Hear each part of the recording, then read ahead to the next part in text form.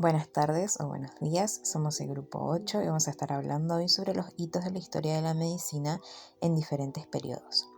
Vamos a comenzar hablando sobre el origen de la medicina.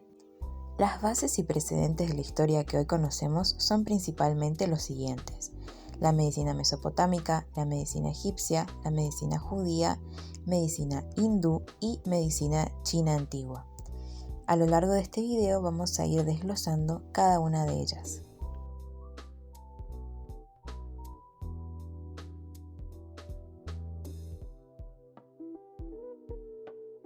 Seguiremos hablando ahora sobre los hechos importantes de la medicina griega.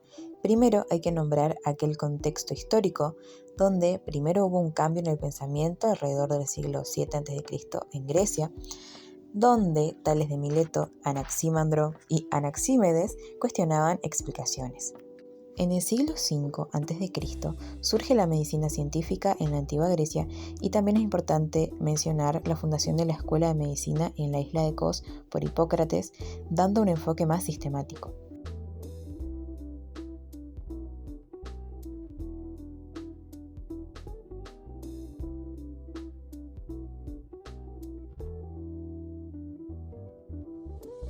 También debemos mencionar que habían filósofos que en base a sus puntos de vista y posiciones creaban teorías. Y acá la parte más importante para nosotras es el juramento hipocrático, seguido al Corpus Hippocraticum en el siglo IV a.C. Este juramento hipocrático era un documento ético donde se plasmaban los principios básicos de los médicos, que eran ética, honestidad y respeto por la vida humana. El juramento hipocrático fue establecido hace siglos por un médico griego y en este se enumeraban los principales aspectos éticos que los médicos deben cumplir para poder ejercer su profesión de forma digna. Las ideas de Hipócrates están fundadas en que el médico se comprometa a atender a sus pacientes con honradez y honestidad, siempre respetando el secreto médico y la vida ante todo. Pasemos ahora a hablar sobre los hospitales en Europa antes de la Edad Media. Los romanos fueron los primeros en construir hospitales, primero militares y luego los municipales. El primero data en el año 30 a.C. por el reinado de Augusto, formado por médicos y discípulos. En esa época, los lugares que se destinaban a ayudar a los enfermos se llamaban basileías o cenodoquías. Más adelante van a tomar el nombre de hospital, en el que en el latín hospe significa huésped y hospitium, albergue.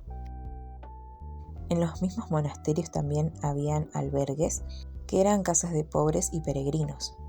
Cada uno ahí mismo tenía divisiones y organización donde dividían a las personas enfermas, y una parte acá a destacar era que se prohibían las prácticas de la cirugía, ya que para ellos la sangre era pecado.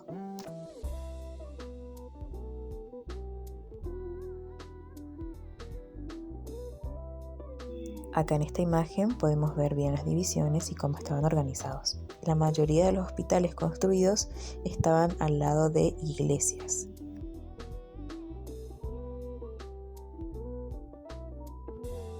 Ahora hablemos de la medicina árabe.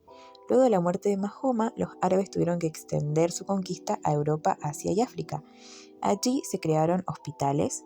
Se creó el hospital en Damasco, luego el Cairo y el Bagdad, el cual prestaba tratamiento, alimentación y medicamentos gratis a los enfermos. Uno de los personajes más importantes de esa época fue el médico Varicela, que fue el príncipe de los médicos, el cual escribió una enciclopedia. Algo importante que acá nos llamó la atención era cómo ya la organización se asemejaba más a lo que es hoy en día. Por ejemplo, agrupaban a los pacientes según la necesidad en áreas como oftalmología, cirugía, ortopedia, y ya no era solo un lugar dividido en varias partes, sino eran especialidades, muy parecido a lo que es ahora.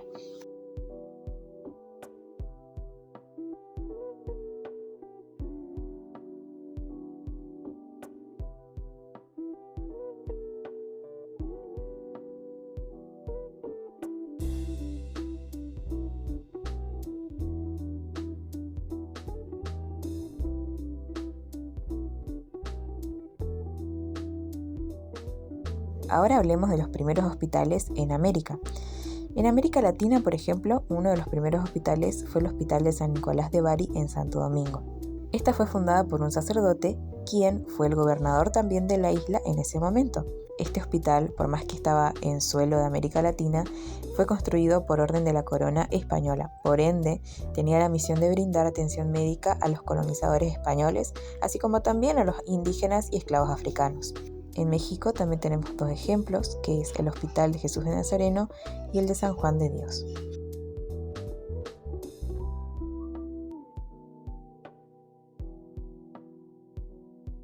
Les compartimos algunas imágenes con las instalaciones. En esta parte de la presentación vamos a plasmar la opinión, el punto de vista de dos autores, según de Micheli y según Jaramillo. Según de Micheli nos cuenta que estos hospitales novohispanos fueron multiplicándose, fueron evolucionando.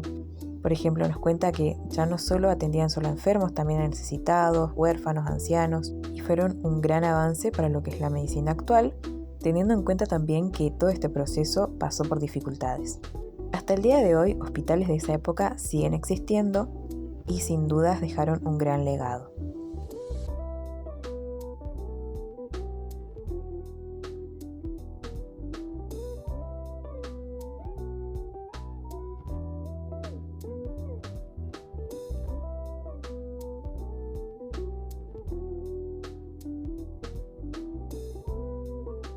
Ahora pasemos a hablar sobre la Edad Moderna y el Renacimiento, el cual fue un movimiento cultural muy importante en Europa Occidental entre los siglos XV y XVI.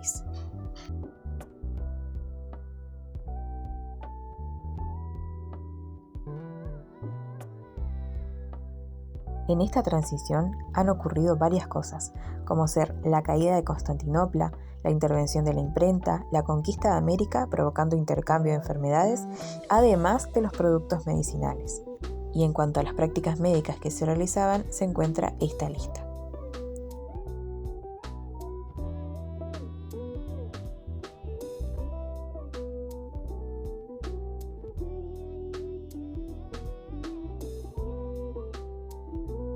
Anatomía.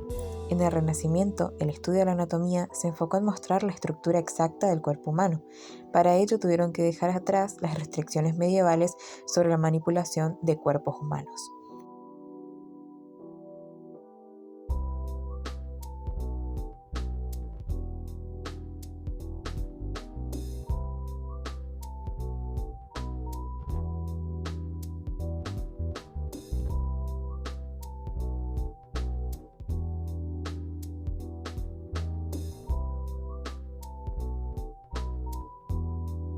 Avances en la ginecología y obstetricia. Antes, estos partos eran solamente manejados por comadronas, que eran mujeres. Entonces, los médicos no podían participar, estaban prohibidos. Pero eran ellos los creadores de guías o manuales de sugerencias destinadas a mejorar las técnicas y conocimientos de las comadronas.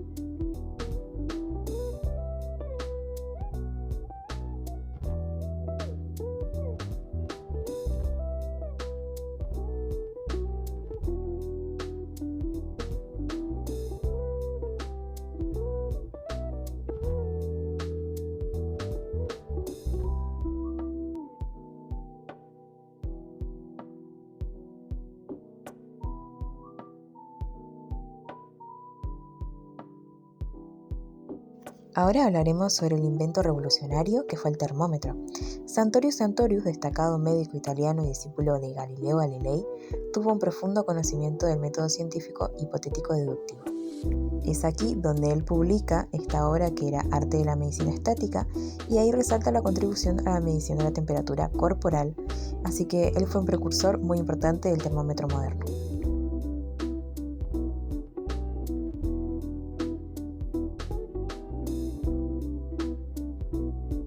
Por otro lado, tenemos la enfermedad destacada, que es la sífilis en este caso. Fue una enfermedad que tuvo una gran propagación durante los siglos XV y XVI. Este afectaba a todas las clases sociales y también se convirtió en una gran enfermedad de propagación importante.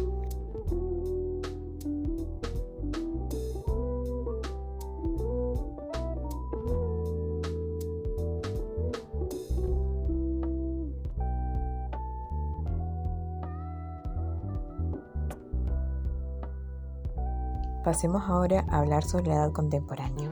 Es importante destacar aquí la teoría celular y microorganismos, donde podemos nombrar a Rolf Bierstrup, Santiago Ramón y Cajal y Robert Koch, entre otros.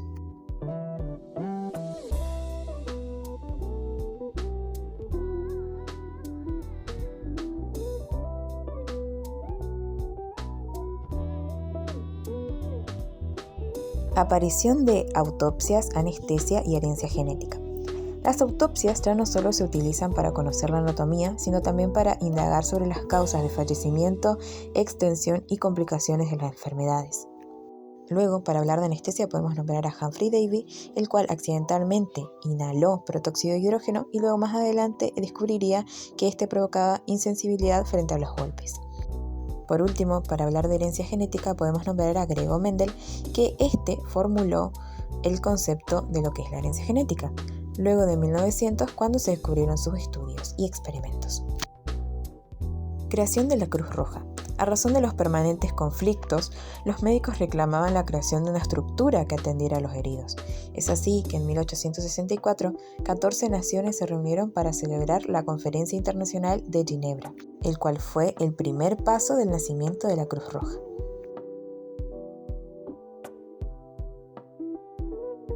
Hasta aquí hemos hablado sobre las diferentes manifestaciones de una medicina científica, convencional, la creación de los primeros hospitales, experimentos médicos, creaciones, pero también es importante nombrar que hay nuevas formas de curar y que se fueron descubriendo, como hacer psicoanálisis y homeopatía.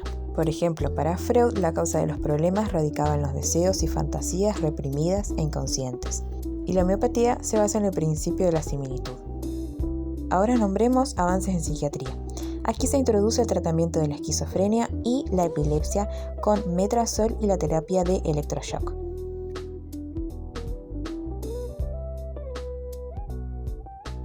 Y por último, para cerrar esta presentación, vamos a hablar sobre trasplantes y cirugía plástica.